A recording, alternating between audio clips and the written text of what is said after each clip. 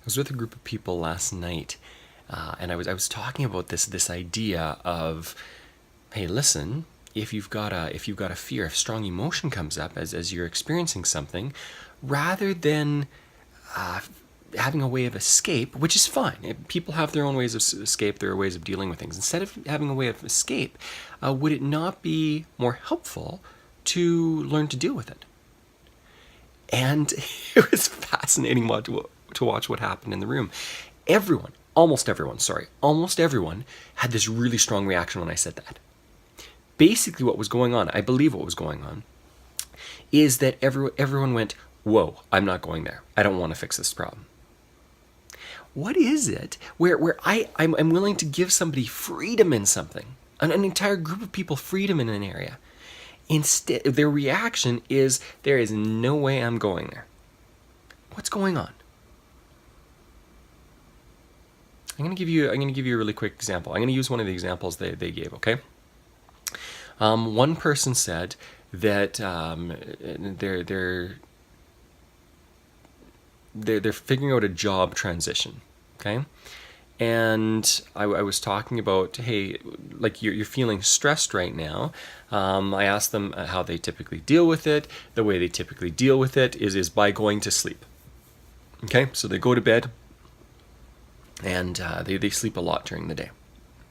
I said, would it not be more profitable, would it not be more helpful to have a system, a strategy where you can work through that?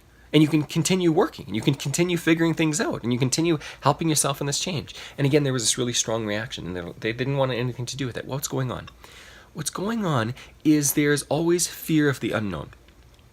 For most people, okay? For most people, there's fear of the unknown. It's scarier to do something that they don't know.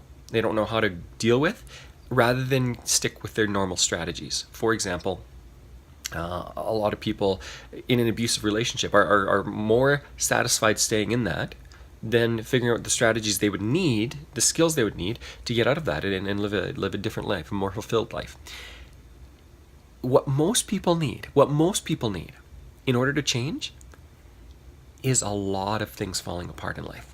And that's both, I've got a smile on my face, not because it's not sad. It's both really sad and really exciting. Because it's really sad because people usually need that to make a significant change in their lives. The exciting thing is that when people have that, lots can change. Sorry, I got cut off there. I hit the wrong button.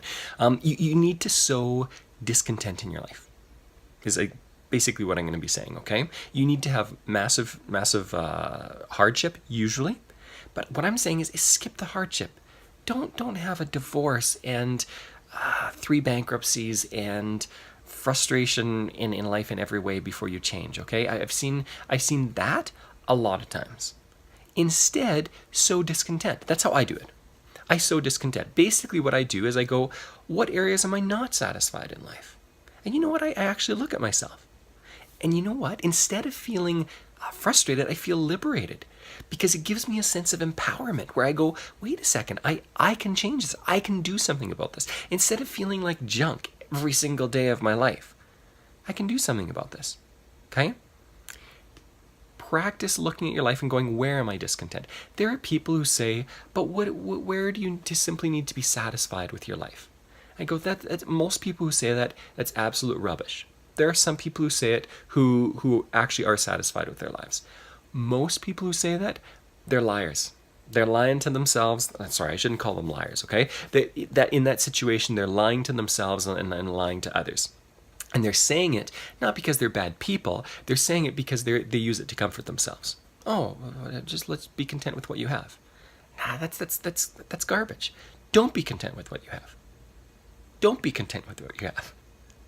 When it comes to personal development, when it comes to personal growth, okay?